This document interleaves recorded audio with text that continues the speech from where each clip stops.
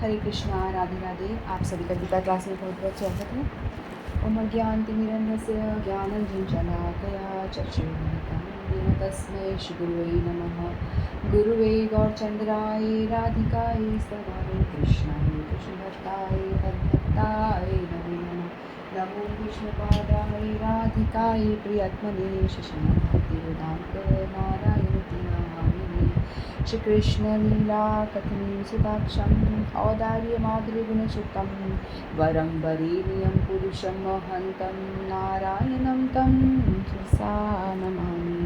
श्रीचैतन्यमनोभीष्टं स्थापितं येन भूतले स्वयं रूपः कदा मह्यं ददाति स्वपदान्तिकम्। आजानुलम्बितभुजगं कावदातु सङ्कीर्तनकपितरो कमलायताक्षो विशम्बरो द्विजवरो युगधरं पालो वन्दे जगत्प्रियकरो करुणावतारो। नमो महावदन्याय कृष्णप्रेमप्रदायते कृष्णाय कृष्णचैतन्ये नाम्ने गौरत्विषे नमो।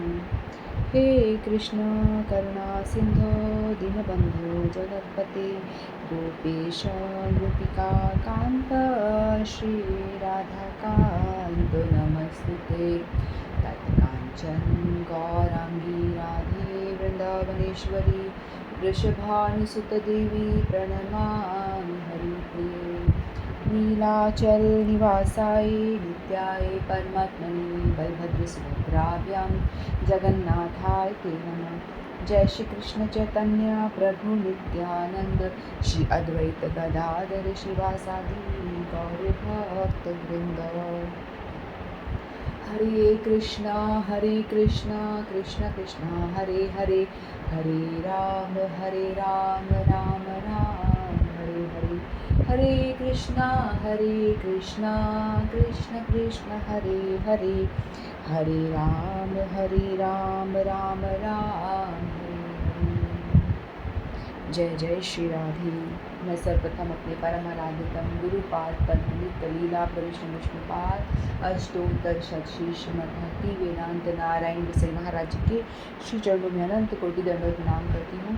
तत्पश्चात समस्त रूपानुगुरु परंपरा के चरणों में मेरा अनंत कोटि दंडवत प्रणाम। आप सभी को मेरा यथा योगी प्रणाम स्वीकारो। हरे कृष्ण। तो हम सभी श्रीमद् भगवद गीता का अध्ययन कर रहे हैं। तो आज हम एक लंबे टाइम के बाद हम भगवद गीता दोबारा शुरू कर रहे हैं, क्योंकि बीच में हमारी जगन्नाथ रथ यात्रा आ गई थी। तो हम लोग जगन्नाथ जी की महिमा गान में व्यस्त थे। तो अब जगन्नाथ जी अपने श्री मंदिर में पहुंच चुके हैं। तो हम दोबारा पुनः अपनी भगवद गीता का जो यात्रा थी उसको आरंभ करते हैं। और हम सभी 12वां अध्याय पढ़ रहे थे, उसका अध्ययन कर रहे थे। तो हम लोगों ने 12वें अध्याय के 7 श्लोक तक पूरे कर लिए थे। तो काफ़ी टाइम हो गया है गीता जी को छोड़े, तो थोड़ा सा पीछे जाते हैं, थोड़ा रिकैप करते हैं। तो पहले हमने 10वें अध्याय में देखा कि भगवान विभूति योग के बारे में भगवान ने बताया था। विभूति योग में भगवान ने बताया था कि एक व्यक्ति किस तरह से आपका दर्शन करे, जो भक्त नहीं है, वो कैसे आपका दर्शन करे। तो भगवान ने बताया था कि मेरी विभूतियों का आप दर्शन करो, जहाँ भी कोई अच्छा देखो तो उसमें आप मेरा दर्शन करो। फिर अर्जुन के मन में जिज्ञासा हुई। भगवान को अर्जुन कहते हैं कि आपने अपनी विभूतियों के बारे में तो आपने वर्णन कर दिया, लेकिन मैं चाहता हूँ कि आप मुझे साक्षात लाइव वीडियो टाइप दिखाइए, लाइव प्रेजेंटेशन दिखाइए, अपनी विभूतियों का आप मुझे साक्षात दिखाइए। कैसी विभूति मैं देखना चाहता हूँ, ये पिक्चर देखना चाहता हूँ। तो भगवान ने फिर 11वें अध्याय में अपना ऐश्वर्य रूप दिखाना शुरू करा। फिर भगवान ने अपना सौम्य रूप दिखाया। फिर भगवान अर्जुन जो है उनको देख करके विस्मित हो जाते हैं। फिर उसके बाद भगवान जब अपना रूप दिखाते गए तो भगवान ने अपना जब काल रूप दिखाया तो अर्जुन भयभीत हो जाते हैं, फिर बिल्कुल डर जाते हैं। डर के मारे फिर वो भगवान से आग्रह करते हैं कि अरे मैंने आपको अपना रूप दिखाने कहा था, आप तो मुझे डरा रहे हो। तो फिर उन्होंने रिक्वेस्ट करी कि आप कृपया करके दोबारा अपने चतुर्भुज फॉर्म भी दिखाओ मुझे। फिर भगवान ने अपना चतुर्भुज फॉर्म दिखाया। फिर भगवान अपने द्विभुज फॉर्म में दोबारा आ जाते हैं। तो हमने देखा कि भगवान दो भुज वाले थे, पहले दो भुज फॉर्म में थे, फिर उसी फॉर्म में से भगवान ने विश्व रूप पूरा दिखाया अपने दो भुजाओं वाले फॉर्म में, जो भगवान का ओरिजिनल फॉर्म है, उसी में से भगवान ने विश्व रूप दिखाया। उस विश्व रूप में भगवान ने क्या कुछ नहीं दिखाया, विश्व रूप के अंदर भगवान ने पूरी सृष्टि, पूरा ब्रह्मांड, सब कुछ दिखाया। उसमें भगवान ने यश, राक्षस, गंधर्व, देवी देवता, भूत प्रेत, यानी जो भी कुछ है सृष्टि में सब कुछ भगवान दिखाया। इवन ब्रह्मा, शिव, सभी कुछ भगवान ने दिखाया। तो ये सब दिखाने के बाद में भगवान ने अपने काल रूप भी दिखाया कि उसमें सभी लोग मरते जा रहे हैं, कैसे भगवान के अंदर समाये जा रहे हैं। तो फिर भगवान अर्जुन बोलते कि तो आप चतुर्भुज दिखाओ, फिर चतुर्भुज दिखाया। उसके बाद में फिर भगवान दोबारा से अपने द्विभुज फॉर्म में आ गए। तो इसी से हमको ये समझ में आ जाता है कि भगवान ही स्वयं हैं, खुद ही भगवान है, क्योंकि भगवान दो भुज में से ही सब कुछ प्रकट किया, फिर सब अपने अंदर भी दोबारा से समरण कर लिया, है ना। अपने उसी फॉर्म में से, जो भगवान का ओरिजिनल फॉर्म है, उसी में से भगवान ने विस्तार रूप दिखाया, फिर सब कुछ अपने अंदर दोबारा समेट लिया। फिर अपने जो ओरिजिनल फॉर्म है, दो भुज वाले, जो अर्जुन के साथ ऑलरेडी वो बैठे हुए थे, उसी फॉर्म में वो आ जाते हैं। तो इससे स्पष्ट हो जाता है कि भगवान ही सर्वश्रेष्ठ हैं, क्योंकि वो ही है जो विश्व रूप प्रकट करने वाले हैं, उनमें से ही प्रकट हुआ, है ना। तो इस तरह से भगवान ने बताया। फिर अर्जुन को लास्ट में भगवान कहते हैं कि साधन पंचक के विषय में बताते हैं। लास्ट श्लोक में भगवान कहते हैं कि तुम विश्व रूप को छोड़ो, साधन पंचक करो, मत कर्म कृन, मत परमो, मत भक्ता संग वर्जित, निर्वैर सर्वभूतेषु यह समानिति पांडव। कि तुम तो बस सब कुछ, हे अर्जुन, जो व्यक्ति सकाम कर्मों तथा मनोधर्म की कलमश से मुक्त होकर मेरी शुद्ध भक्ति में तत्पर रहता है, जो मेरे लिए ही कर्म करता है, मुझे ही जीवन लक्ष्य मानता है, और जो प्रत्येक जीव से मैत्री भाव रखता है, वह निश्चित ही मुझे प्राप्त होता है। तो भगवान ने भक्ति पे जोर दिया। भगवान कहते हैं कि सर्वश्रेष्ठ जो फॉर्म है वो मैं हूँ, तुम ये विश्वरूप के चक्कर में मत पड़ो, विश्वरूप की आराधना करना पॉसिबल नहीं है। तो जो सर्वश्रेष्ठ है वो भक्ति है, मेरा ये द्विभुज वाला फॉर्म है, और मुझे प्राप्ति का मार्ग कौन सा है? भक्ति का मार्ग है। तो भक्ति करो और मुझे प्राप्त करो। भगवान ने साधन पंचक बताया था, वो 5 तरह के साधन बताए थे, किस तरह से आप भी मुझे प्राप्त कर सकते हो। तो अर्जुन के मन में प्रश्न आया कि कैसे मैं प्राप्त करूं आपको? तो ये भक्ति योग प्रारंभ हुआ, है ना। तो ये जो योग हमारा चल रहा है, पूरे जो गीता है इसको 3 भाग में डिवाइड किया, 6 करके षष्टक में। यानी कर्म योग 1 to 6 जो है चैप्टर्स हैं, वो कर्मयोग को वर्णन करते हैं, है ना। फिर उसके बाद में 7 to 12 जो चैप्टर है वो भक्ति योग का वर्णन करते हैं। फिर 13 to 18 जो चैप्टर बाद आगे हम पढ़ेंगे वो ज्ञान योग का वर्णन करते हैं उसमें, ठीक है। तो ये हमारा जो 12वां अध्याय है वो भक्ति योग का अंतिम चरण है, ठीक है, जिसमें कि बता रहे भगवान भक्ति योग के विषय में ही बताएंगे भगवान पूर्णतया से।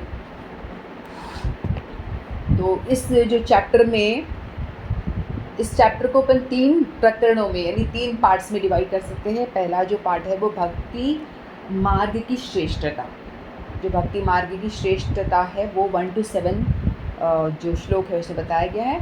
फिर उसके बाद में भगवत प्राप्ति का उपाय बताया गया है, वो है 8 to 12, 8 से 12 श्लोकों में भगवत प्राप्ति का उपाय। फिर भक्तों के लक्षण बताएंगे, वो 13 से 20 श्लोकों में वर्णन हुआ। और ये जो अध्याय है पूरा छोटा सा अध्याय है, सिर्फ 20 श्लोकों का ही अध्याय है, लेकिन ये बहुत महत्वपूर्ण अध्याय है क्योंकि इससे भक्ति के बारे में सब कुछ भगवान ने वर्णन किया है,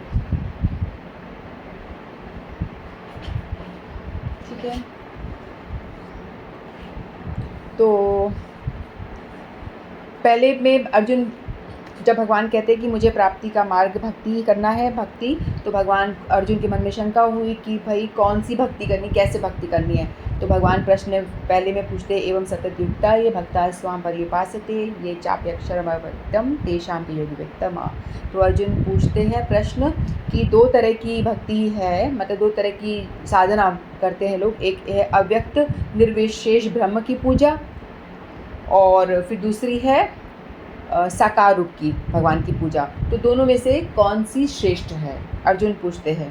कि निर्विशेष ब्रह्म यानी निराकार भगवान की निराकार रूप की पूजा, रूप ही नहीं है उसमें, भगवान का आकार नहीं है, ब्रह्म की पूजा या साकार भगवान की पूजा, कौन सी श्रेष्ठ है? तो फिर भगवान उत्तर देते हैं, मय्या वेश मनो ये मान नित्य युक्ता उपासते श्रद्धया पर्युपेतास ते में युक्त तमामता। भगवान कहते हैं कि जो लोग अपने मन को मेरे साकार रूप में एकाग्र करते हैं और अत्यंत श्रद्धापूर्वक मेरी पूजा करने में सदैव लगे रहते हैं, वे मेरे द्वारा परम सिद्ध माने जाते हैं। तो भगवान भक्ति योग को बोलते हैं कि जो साकार रूप, जो मेरे साकार रूप की पूजा करता है वही सर्वश्रेष्ठ है, यानी भक्ति करता है।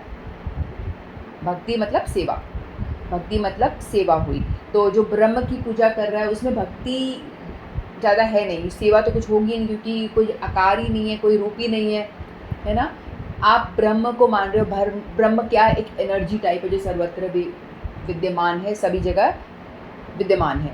तो वो एक्चुअली भगवान का जो शरीर की अंग है ना, भगवान की शरीर अंग कांति कहते हैं, भगवान की जो अंग कांति है उसी को ही ब्रह्म कहा जाता है। तो ये भी सत्य है, भगवान कहते हैं कि ये भी सत्य है, ये भी गलत नहीं है, क्योंकि भगवान की अंग कांति जो निकल रही है वही ब्रह्म है। तो भगवान है इसलिए उनकी अंग कांति है, तो वो भी गलत नहीं है, वो भी करेक्ट है ना। लेकिन जो सर्वश्रेष्ठ जो है वो भगवान की डायरेक्ट पूजा करना, वो सर्वश्रेष्ठ बताई गई है, भगवान स्वयं कह रहे हैं। होता है ना संसार में कई लोग आपस में चर्चा करते हैं, नहीं ब्रह्म ही सर्वश्रेष्ठ है, भगवान तो है ही नहीं, भगवान तो निराकार है, कुछ भी नहीं है भगवान। इस तरह से लोग जो ब्रह्म को मानते हैं वो इस तरह की चर्चा करते हैं कि सो अहम, यानी हम ही भगवान हैं, हमारे अंदर भी परमात्मा का अंश है। तो वो लोग कहते हैं हम ही परमात्मा है, हम ही भगवान हैं। तो हम कैसे भगवान हो गए? हम भगवान हो ही नहीं सकते, हम भगवान का अंश हैं, भगवान का अंश है, तो हम भगवान नहीं हो सकते। भगवान सेव्य हैं, भगवान की सेवा करनी होती है, हम लोग सेवक हैं, हम दास, हम भगवान के दास हैं। तो ऐसा जो चर्चा करते रहते हैं ना कि नहीं ब्रह्म ही सर्वश्रेष्ठ है, कोई भगवान मूर्ति पूजा करने की आवश्यकता नहीं है, भगवान कुछ नहीं है, व्यर्थ में टाइम वेस्ट कर रहे हो, तो भगवान के आगे आरती करना, ये भगवान को निराना, ये सब जो कर रहे हो फालतू है, भगवान को मन में स्मरण करो, वो तो ठीक बात है, लेकिन सेवा प्रधान होनी चाहिए। तो इस तरह से भगवान स्वयं कह रहे हैं गीता में, हमें जब ऐसे डाउट्स आते हैं तो गीता जी को स्वयं हमें रेफ़र करना होता है। भगवान स्वयं कह रहे हैं कि दूसरे श्लोक में भगवान कह रहे हैं मय्या वेश मनो ये माम नित्य युक्ता उपासते, कि वही सर्वश्रेष्ठ है जो मेरे साकार रूप को मानता है, उसी का ध्यान करता है, उसी का चिंतन करता है। तो भगवान स्वयं बता रहे हैं। फिर 3rd और 4th श्लोक में भगवान ने बताया था कि जो लोग अपनी इंद्रियों को वश में करके सबों के प्रति संभाव रखकर परम सत्य में निराकार कल्पना में अंतर्गत उस अव्यक्त की पूजा पूरी तरह से पूजा करते हैं, वो इंद्रियों और अनुभूति के परे है, सर्वव्यापी अकल्पनीय है। भगवान बताते हैं, फिर इसके बारे में बताते हैं, जो निराकार ब्रह्म के बारे में आगे चर्चा करते हैं कि वो बहुत ज़्यादा 5th श्लोक में भगवान कह रहे हैं कि इसमें बहुत क्लेश है, बहुत प्रॉब्लम्स आने वाली हैं, बहुत मुश्किल है ये करना, क्योंकि आप किसका ध्यान करोगे, जो कोई रूप ही नहीं है आपके पास में, तो आप कैसे ध्यान करोगे, कैसे अपनी इंद्रियों को वश में करोगे? अपने बल पे आप इंद्रियों को वश में करोगे तो ये बहुत डिफ़िकल्ट होता है, कर नहीं पाते हो आप, है ना। लेकिन यदि आपको कोई आधार मिलता है तो आपकी इंद्रियां इजीली वश में हो जाती हैं।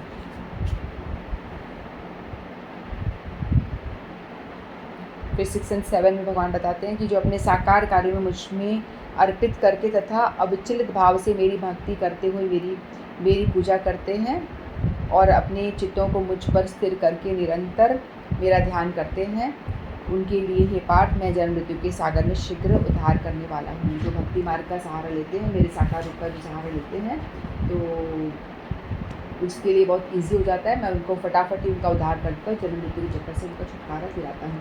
तो भक्ति मार्ग की श्रेष्ठता भगवान ने 1 to 7 श्लोकों तो बताई है। दोनों जो मार्ग हैं, एक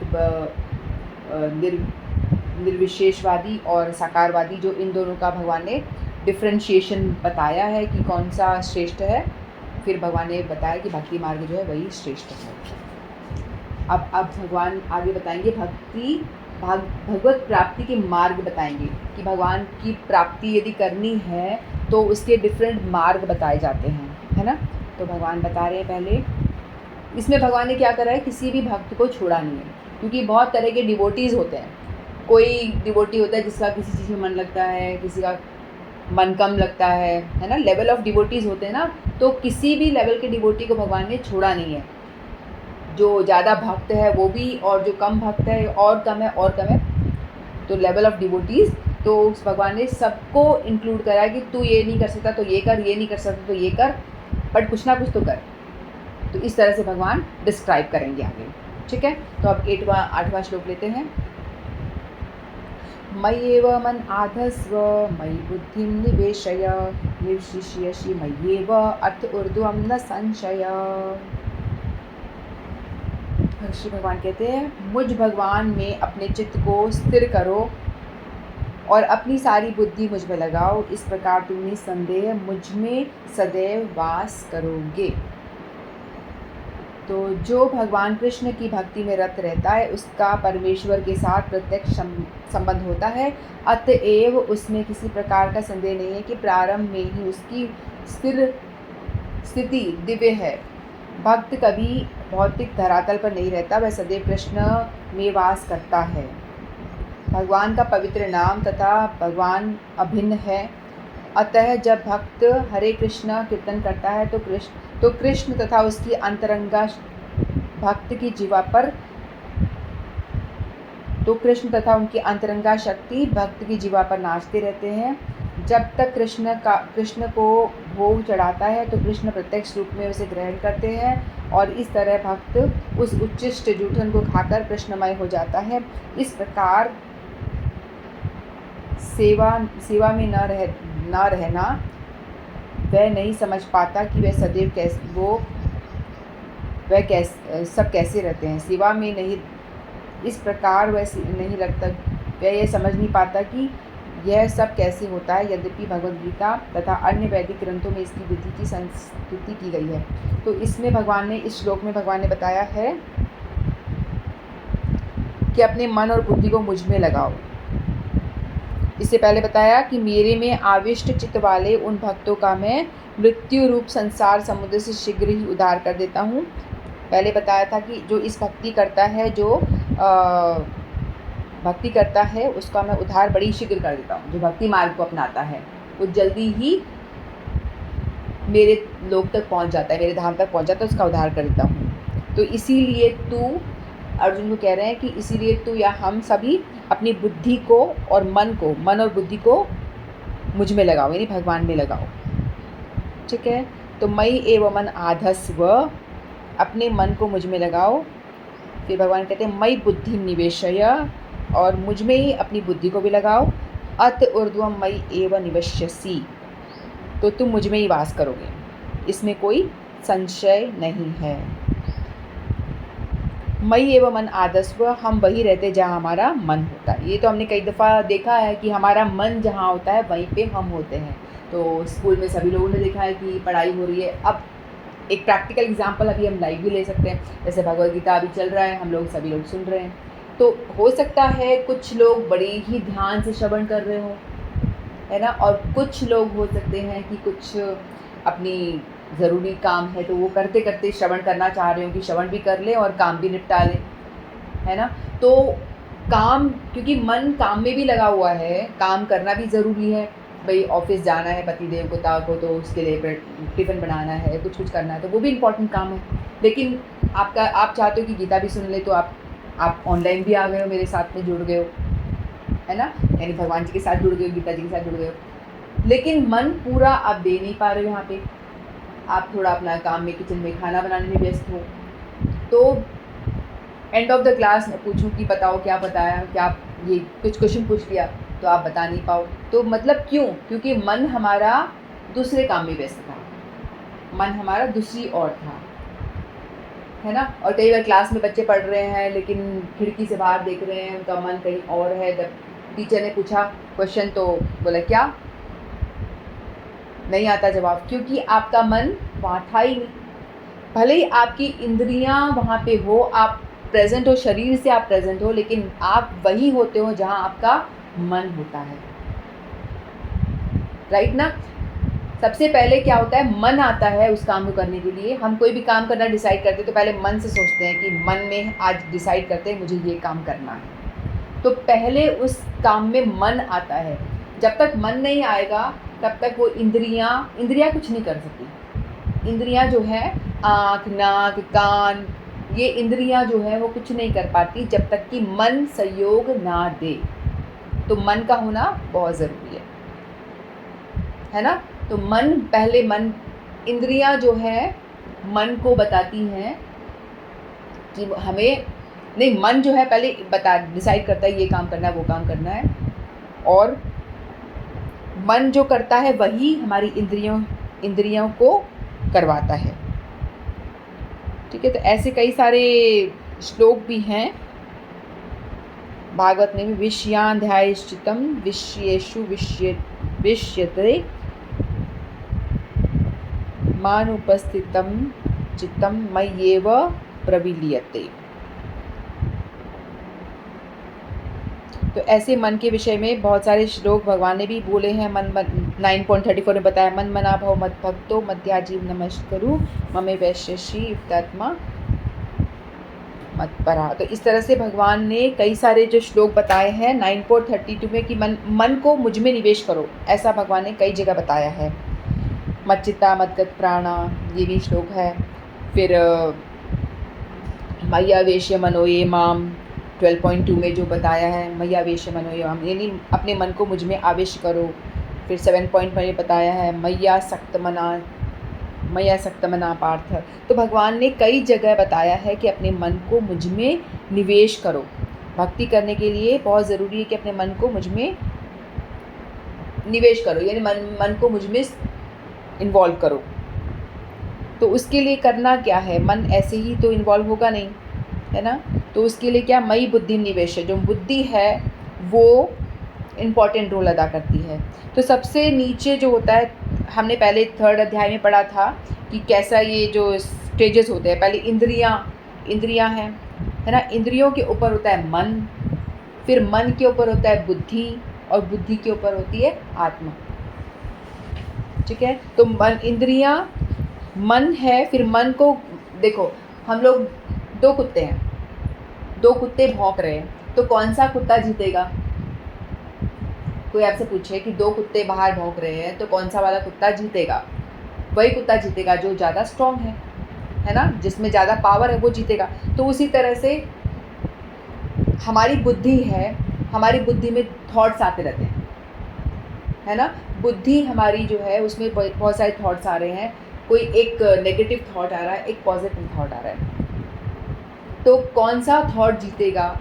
या कोई भी एक हमें डिसीजन लेना है तो उसके लिए 2 विकल्प आते हैं, क्या ये काम करें या ना करें, है ना। कोई भी काम करने से पहले 2 विकल्प आते हैं, ये करें या ना करें।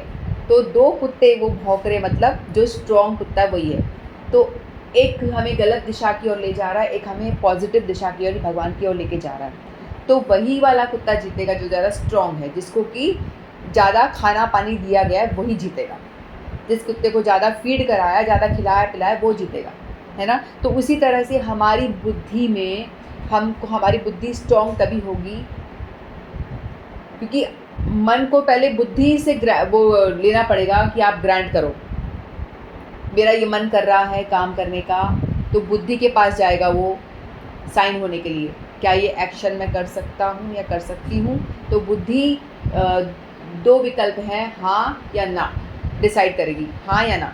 और वो डिसाइड कैसे करेगी, यदि बुद्धि स्ट्रॉन्ग नहीं है तो वो मन के कंट्रोल में आ जाएगी, मन उसे अपने हिसाब से घुमाएगा। ज़्यादातर हमारे केस में क्या होता है, हमारी बुद्धि जो मन के कंट्रोल में ही होती है हमेशा।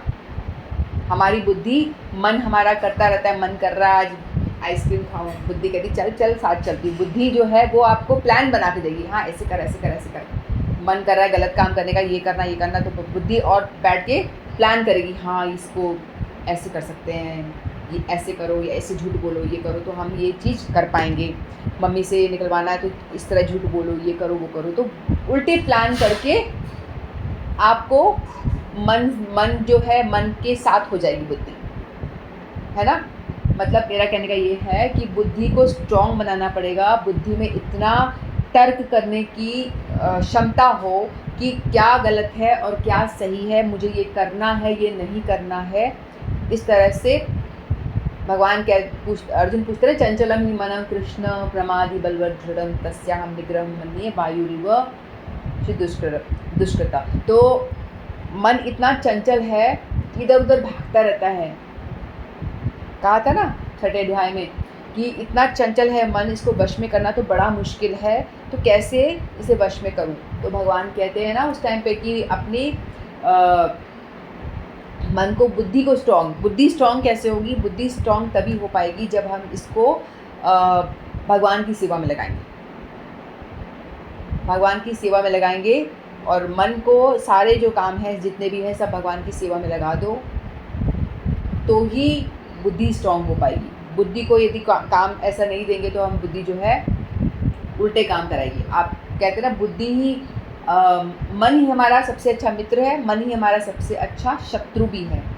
मन हमारा कुछ भी कार्य करने के लिए कर रहा है और हमारी बुद्धि स्ट्रांग नहीं है, तो हमें मन के साथ गुलामी की तरह बुद्धि को गुलाम करके मन के साथ साथ वो बुद्धि उस काम के लिए चल पड़ेगी, है ना। सिंपल सा एग्जाम्पल, पापा, मम्मी और बच्चे। पापा है बुद्धि, मम्मी है मन, बच्चे हैं हमारी इंद्रियां। इंद्रियां जो है, बच्चे जो है मचलते रहते हैं, ये कर, ये खाना है, यहाँ जाना है, ये करना है, वो करना है। बच्चे मचलते रहते हैं और मम्मी के पीछे पड़ जाते हैं, मन के पीछे पड़ जाते हैं। और मम्मी अच्छा ले, पकड़ कर ले, शांत रहे, मम्मी उसको दे देती है। लेकिन मम्मी को पहले पापा के पास जाना पड़ेगा पूछने के लिए, क्या मैं ये काम, ये बच्चे जिद कर रहे हैं, क्या ये कर सकते हैं? तो पापा यदि स्ट्रांग होंगे तो वो बोलेंगे गलत, नहीं ये नहीं करना है, वो मना कर देंगे तो मन को कंट्रोल कर लेंगे, फिर आगे इंद्रियां जो नाच रही हैं वो कंट्रोल में आ जाएंगी। लेकिन यदि पापा ही मम्मी के वश में हैं, मन के वश में है, तो वो बोलेंगे हाँ हाँ बिल्कुल, चलो चलो, हर चीज़ को ग्रांट कर देंगे, हर चीज़ को ग्रांट कर देंगे। कोई गलत एक्टिविटी ग्रांटेड, गलत एक्टिविटी हाँ ग्रांटेड, कर लो। तो ऐसा नहीं होना चाहिए। तो बुद्धि को स्ट्रॉन्ग बनाने के लिए क्या करना पड़ेगा? हमें नाम जप करना है, भगवत गीता पढ़ना है, भागवत पढ़ना है, हमेशा भगवान का स्मरण करना है, अपने मन को भगवान की सेवा में लगाए रखना है। मन जो है एक खाली बर्तन की तरह है, यदि उसको आप पूरे टाइम भगवान में नहीं निवेश करोगे, भगवान में नहीं लगा के रखोगे, तो उसके अंदर कोई अलग थॉट्स आ जाएंगे, है ना। मन कभी खाली रहता नहीं है, तो खाली बर्तन में कुछ ना कुछ तो डालोगे ना, या अच्छा डाल लो, नहीं तो गलत ख़राब चीज़ आके बैठ जाएगी। तो मन को हमेशा, आप खाली बर्तन को हमेशा भगवान की सेवा में लगाए रखो। मन को नहीं लगाओगे तो वो गलत डायरेक्शन में चला जाएगा। या तो लगा लो स्पिरिचुअल ग्रोथ की ओर, नहीं तो मटीरियल इंद्रिय भोग में भाग जाएगा। तो इसलिए बताया गया है कि मन को जो है हमेशा एंगेज रखो। तो यहाँ भगवान बता रहे हैं कि भक्त कभी भौतिक धरातल पर नहीं रहता, वह सदैव कृष्ण में रहता है। और जो इस तरह से बहुत अपने मन को लगाए रहता है 24 घंटे भगवान के पवित्र नामों को जपने में, तो जब हम भगवान का नाम जपते हैं तो ऐसा कहते हैं कि साक्षात भगवान और उनकी जो शक्ति है, अंतरंगा शक्ति, वो हमारे जिह्वा पर नृत्य कर रही होती है। ठीक है, जब भी हम भगवान से जुड़ी हुई कोई भी एक्टिविटी करते हैं, भगवान को भोग लगाना, भगवान का भजन करना, भगवान के मंदिर की सफाई करना, आरती पूजा करना, कुछ भी एक्टिविटी भगवान से रिलेटेड करते हैं, तो ऐसा यहाँ पे बताया गया है कि वह भक्त जो है मुझ में ही वास कर रहा है, वो इस धरती पे रहता हुआ मुझ में ही वास कर रहा है। मतलब हम रह तो इस धरातल पे रहे हैं, लेकिन हम लोग हैं स्पिरिचुअल प्लेटफॉर्म पे। हम यहाँ रहते हुए भी रह भगवान के धाम में ही है। समझ में आया? जैसे हम लोग कुछ काम कर रहे हैं, लेकिन वो काम में यदि हमारा मन नहीं है, तो हम उस जगह पे ही हैं जहाँ हमारा मन है। उसी तरह से यदि हम इस धरती पे रह रहे हैं और यहाँ पे काम करते हुए दिख रहे हैं, लेकिन हमारा मन जहाँ है हम वहीं पे हैं। मन भगवान में ही रमा हुआ है 24 घंटे, भगवत सेवा, भगवत चिंतन, सभी कुछ 24 घंटे भगवान के रिलेटेड ही सब कुछ चल रहा है। तो हम धरती पे दिख रहे हैं, लेकिन हम ऑलरेडी भगवत धाम में ही रह रहे हैं, भगवान में ही वास कर रहे हैं, ऐसा भगवान कह रहे हैं। इसीलिए मन को और बुद्धि को मुझ में निवेश करो। पूरे टाइम उसमें मुझ में लगाए रखो। तो ये तो हुई हाई लेवल की भक्ति, रागानुगा भक्ति हो गई।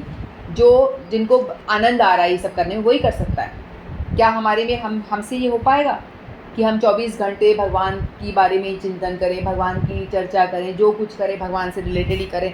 तो क्या ये पॉसिबल है? पॉसिबल नहीं है ये, है ना। तो ये तो रागानुगा भक्ति हुई। रागानुगा जो भक्त होते हैं उनका स्वाभाविक मन करता है कि भगवान में वो भगवान से रिलेटेड हर काम करे। उनका स्वाभाविक तौर पे मन करेगा कि उठे जल्दी और उठ करके भगवान माला करें। मन कर रहा है बहुत ज़्यादा, अरे बहुत जल्दी से हरि नाम करूँ, है ना। हमारा करता है नहीं, हमारे को फोर्सफुली करना पड़ता है क्योंकि हमें इंटरेस्ट नहीं आ रहा उस चीज़ में। तो भगवान कहते हैं वो रागानुगी भक्त जो होते हैं, जिनको राग हो गया है, भगवान से प्रेम हो गया है, तो भगवान के लिए तत्पर है सेवा करने के लिए, दौड़ दौड़ के सेवा कर रहे हैं, तो वो रागानुगा भक्ति हो गई है, ठीक है। लेकिन हमारा मन उस चीज़ में नहीं लगता, तो भगवान ने हाई लेवल की भक्ति से स्टार्ट करके एक एक लेवल नीचे आते जाएंगे। तो भगवान ने पहले तो बोला कि अपने मन को और बुद्धि को 24 घंटे मुझ में निवेश करो, तो इस तरह से तुम पूरे टाइम मुझ में ही वास करोगे।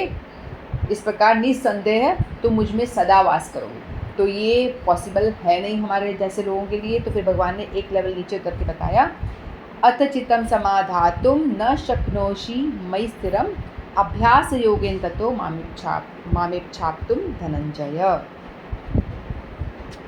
तो भगवान कह रहे हैं 90वें श्लोक में, हे अर्जुन, हे धनंजय, यदि तुम अपने चित्त को अविचल भाव से मुझ पर स्थिर नहीं कर सकते तो तुम भक्ति योग के विधि विधानों का पालन करो। इस प्रकार तुम मुझे प्राप्त करने में चाह उत्पन्न करो। तो भगवान कह रहे हैं कि तुम यदि ये तो नहीं करना, तुम्हारे लिए पॉसिबल नहीं है, 24 घंटे मेरा स्मरण कीर्तन भजन ये सब नहीं करना पड़ा, हमेशा तुम यहाँ रहते हुए गोलोक धाम में नहीं रह सकते, मुझ में निवास नहीं कर सकते, तो तुम ठीक है, तो तुम अभ्यास करो। अभ्यास करना है तुम्हें, ठीक है। क्या करना है? अभ्यास। हे अर्जुन, हे धनंजय, यदि तुम अपने चित्त को अविचल भाव से मुझ में स्थिर नहीं कर सकते तो भक्ति योग की विधि विधानों का पालन करो। भक्ति योग की विधि विधानों का पालन यानी वैदिक भक्ति का पालन करो, वैदिक साधना भक्ति करो, जो हम लोग करते हैं, ठीक है। तो इस श्लोक में भक्ति योग की 2 पृथक पृथक विधियाँ बताई गई हैं।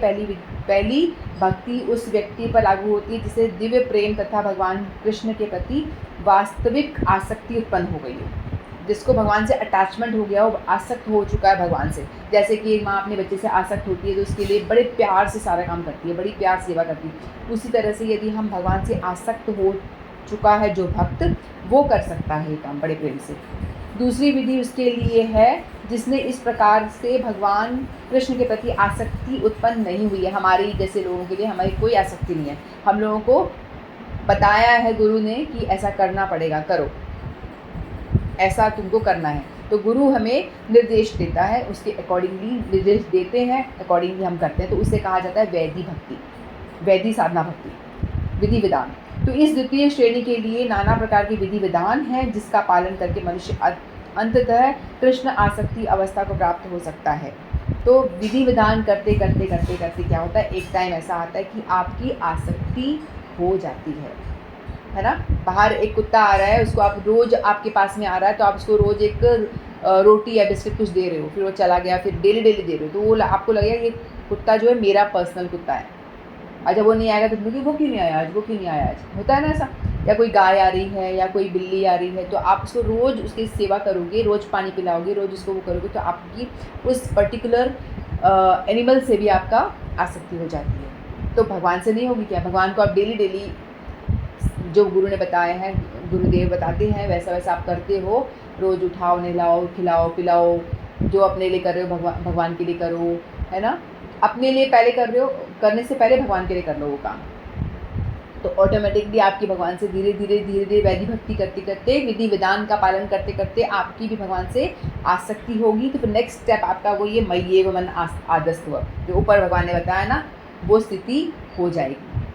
तो भगवान बता रहे हैं, जो पहले भगवान ने हाई लेवल की भक्ति बताई 8 श्लोक में, फिर एक स्टेप नीचे उतर के भगवान बता रहे हैं कि विधि विधान का पालन करो, तुमसे ये नहीं हो रहा है तो, ठीक है। तो वो भक्ति योग इंद्रियों का परिष्कार संस्कार, संसार में इस समय सारी इंद्रियों सदा अशुद्ध हैं, क्योंकि वे इंद्र तृप्ति में लगी हुई हैं, लेकिन भक्ति योग के अभ्यास से ये इंद्रियां शुद्ध की जाती हैं। तो जो अशुद्ध इंद्रियां हैं उनको शुद्धिकरण हो जाएगा जब हम भगवान से जुड़ेंगे। मन जो है, मंत्र जो है मन को तारता है, मंत्र जो मन को तारे, ठीक है, इसीलिए इसको मन कहते हैं। मंत्र करते करते हमारा मन जो है अशुद्ध जो भरा हुआ है वो क्लीन हो जाता है, और शुद्ध हो जाने पर वे परमेश्वर के सीधे संपर्क में आती है।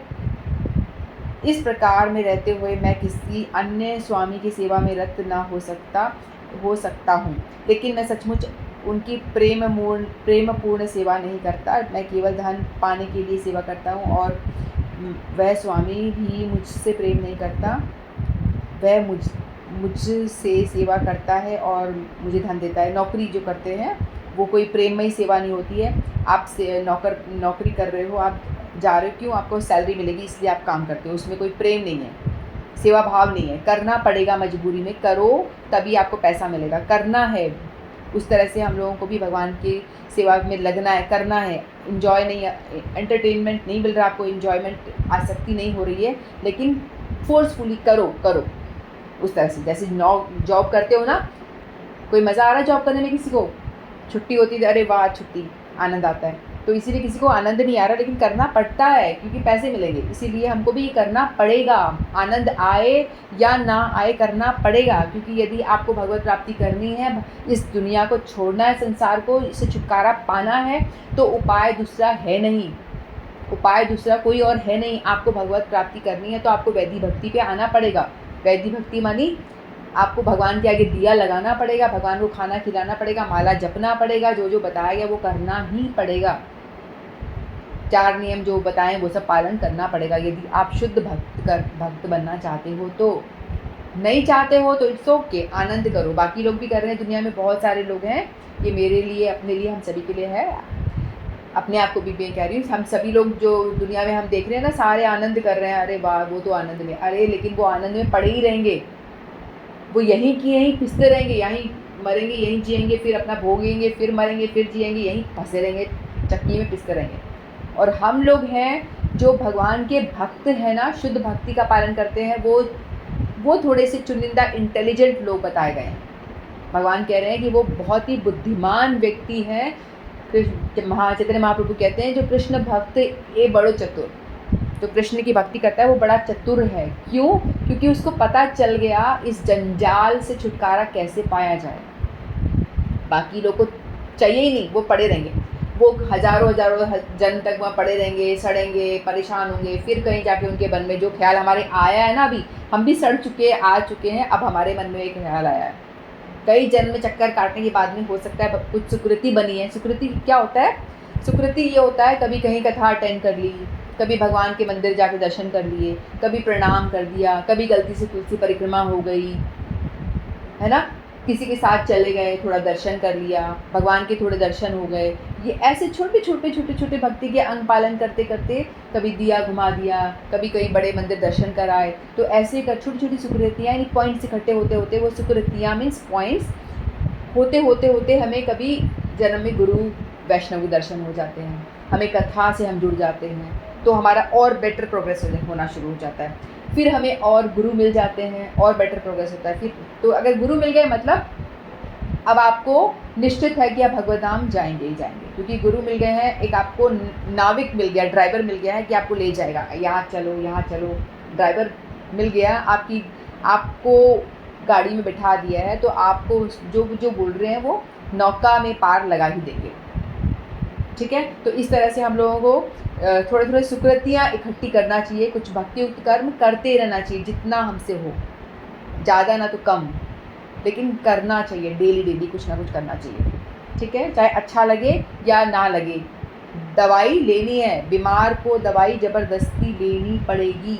यदि आपको पीलिया का रोग ठीक करना है तो दवाई लेनी पड़ेगी। इस तरह से हम सारे रोगी हैं, भव रोग बहुत भयंकर हो रखा है, हमें पता ही नहीं, तो इसको ठीक करना है तो हमें दवाई लेनी पड़ेगी, ज़बरदस्ती नाम जप करना पड़ेगा। मज़ा नहीं आ रहा, बिल्कुल भी नहीं आ रहा, मुंह दुख रहा है, हाथ दुख रहे हैं, नहीं नींद आ रही है, बहुत गंदा लग रहा है, लेकिन फिर भी लेना पड़ेगा, इट्स मस्ट। यदि हमें भगवान की प्राप्ति करनी है तो लेना ज़बरदस्ती पड़ेगा, कोई उपाय नहीं है भैया, कोई उपाय नहीं है। और इस स्वामी से, तो ये हो गया हमारा, अतः प्रेम का प्रश्न ही नहीं उठता, लेकिन आध्यात्मिक जीवन के लिए मनुष्य को प्रेम की शुद्ध अवस्था तक ऊपर उठना होता है। यह प्रेम अवस्था इन्हीं इंद्रियों के द्वारा भक्ति के अभ्यास से प्राप्त की जा सकती है। तो भक्ति के अभ्यास करना पड़ेगा, बहुत ज़रूरी है। यह ईश्वर प्रेम अभी प्रत्येक हृदय में सुप्त अवस्था में देखो, हम सभी लोग जो भगवान के अंश हैं, हमारे सबके अंदर प्रेम है।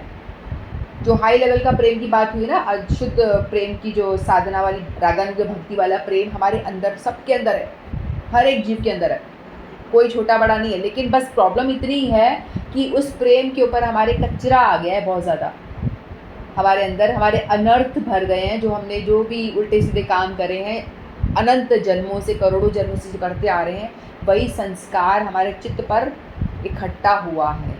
तो इसीलिए हमको भगवान से प्रेम की उपलब्धि नहीं, हमको लगता प्रेम, भगवान के प्रति आकर्षण नहीं होता माला करने में और ये भगवान की चर्चा सुनने में, गीता सुनने में हमें अच्छा नहीं लगता, क्योंकि अनर्थ इतने ज़्यादा हैं।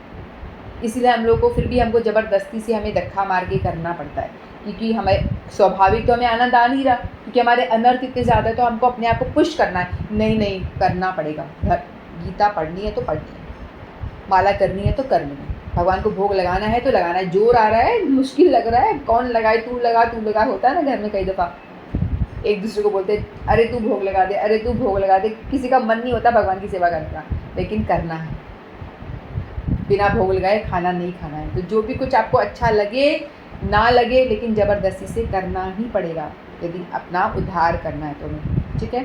तो यह ईश्वर प्रेम अभी सबके हृदय में सुप्त है। वहाँ पर हम ईश्वर प्रेम अनेक रूपों में प्रकट करता होता है, लेकिन भौतिक संगति से दूषित हो जाता है। अतएव उस भौतिक संगति से हृदय को विमल बनाना होता है और उस सुप्त स्वाभाविक प्रेम, कृष्ण प्रेम को जागृत करना होता है। यही भक्ति योग की पूरी विधि है। तो भक्ति योग की विधि है, जो भी प्रोसेस बताया हमारे गुरुवर्ग ने, उसको पालन करते करते धीरे झाड़ू लगती रहेगी, माला करते रहोगे, भगवान नाम लेते रहोगे, कथा कीर्तन श्रवण, ये सब जो नवदा भक्ति के जो अंग है उसको पालन करते रहोगे, धीरे धीरे जो हमारे हृदय पे अपने आप ही शुद्धिकरण, भगवान स्वयं ही झाड़ू लगाते रहेंगे और धीरे धीरे हमें भगवान में आसक्ति होगी, इंटरेस्ट आएगा, फिर इंटरेस्ट के साथ करेंगे। रागानुगा भक्ति यानी इंटरेस्ट के साथ करना। अभी ज़बरदस्ती हो रही है वैधि भक्ति, लेकिन जैसे करते करते करते फिर इंटरेस्ट आने लगेगा, फिर मन करेगा ज़बरदस्ती से, अरे गीता क्यों नहीं पढ़ रहे आज, पढ़ना पड़ेगा, ऐसे मतलब मन करेगा, मिस माला नहीं हुई तो अरे आज तो हो नहीं पाई, मिस करेंगे हम उस चीज़ को, तो आनंद आने लगेगा करने में, भक्ति करने में आनंद आने लगेगा। तो भक्ति योग के विधि विधानों का अभ्यास करने के लिए मनुष्य को किसी सुविज्ञ गुरु के मार्गदर्शन में कतिपय नियमों का पालन करना होता है, या ब्रह्म मुहूर्त में जागना, ये सारे विधि विधान जो बताया गया ये सब करना होता है। ब्रह्म मुहूर्त में जागना, स्नान करना, मंदिर में जाना तथा प्रार्थना करना, हरे कृष्ण कीर्तन करना, फिर अर्चा विग्रह पर चढ़ाने के लिए फूल चुनना, अर्चा विग्रह पर भोग लगाने के लिए भोजन बनाना, प्रसाद ग्रहण करना आदि, ये सारी विधि विधान हैं। ऐसे अनेक विधि विधान है जिसका पालन आवश्यक है। मनुष्य को शुद्ध भक्तों में नियमित रूप से भगवत गीता तथा श्रीमद् भागवत सुनना चाहिए।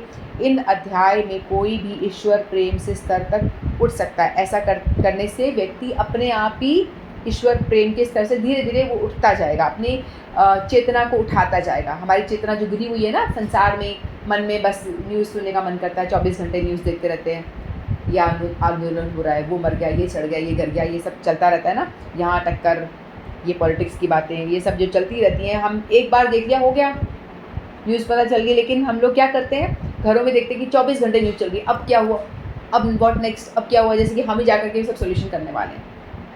इतना ज़्यादा न्यूज़ चलती रहती घरों में, वो 24 घंटा न्यूज़ ही देखते हैं, टाइम पे टाइम वेस्ट करे जा रहे। अरे ठीक है, देख लिया, हो गया, ये चल रहा है दुनिया में, हो गया, नेक्स्ट, अब आज चलो अपना आगे बढ़ो, भजन में लगो, कुछ तो करो, भगवान से रिलेटेड करना चाहिए ना। और तब भगवत धाम तक ऊपर तक उसका उठना ध्रुव है।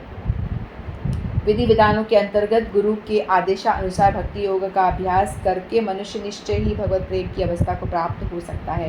तो भगवान ने बताया था ना, चंचलम ही मना कृष्ण, कैसे उसको कंट्रोल करें। असंचयम ही महाभावु मन दुर्निग्रहम चलम, अभ्यास करने से ही वो कंट्रोल में आएगा। भगवान ने इस तरह से बताया था। तो अभ्यास करते करते एक पत्थर पे भी वो हो जाता है, गड्ढा हो जाता है, जहाँ पे लेडीज़ कुएं में पानी भरने जाती हैं, जिस पत्थर पे रोज़ वो रखती हैं, रोज़ रखते हैं, रखते रखते जब हम देखते हैं कि उस जगह पे भी वो गड्ढा सा हो गया है ना, तो मिट्टी के घड़े से वो गड्ढा कर देता है। तो इसी तरह से हल्का हल्का चोट मारने से भी एक ही जगह पे रोज़ हल्की हल्की चोट मारते तो वहाँ पे भी गड्ढा हो जाता है। तो इसी तरह से अगर हम रोज़ धीरे धीरे अभ्यास करेंगे तो एक दिन क्या होगा, भगवत प्राप्ति होती है। और यदि गुरु के आदेश के अनुसार हम चलते हैं, जैसे कि हम देखते हैं ध्रुव महाराज थे, प्रहलाद महाराज थे, उनके गुरु नारद जी ने उनको आज्ञा दी, आदेश दिया कि आप इस मंत्र का जप करिए, ऐसा करिए। तो उनके आदेश पे चलते चलते उनको भगवान की प्राप्ति एक बार हुई। 6 महीने के अंदर अंदर भगवान की प्राप्ति होती है, भगवान के दर्शन से। इस तरह से हम गुरुदेव के आज्ञा अनुसार चलते हैं और उनके आदेश का पालन करते हैं और विधि विधान का साधना भक्ति, वैदिक साधना भक्ति का पालन करते हैं, तो अवश्य ही एक दिन हमें भी भगवत प्राप्ति होगी। तो ऐसा मन में दृढ़ निश्चय रखना चाहिए। तो आज हमारे 2 श्लोक पूरे हुए। 8 और 9। वांछा कल्पतरुभ्यश्च पास पतितानां पावनेभ्यो वैष्णवेभ्यो नमो नमः। श्रीमद्भगवद्गीता की जय। आपसे हरे कृष्ण।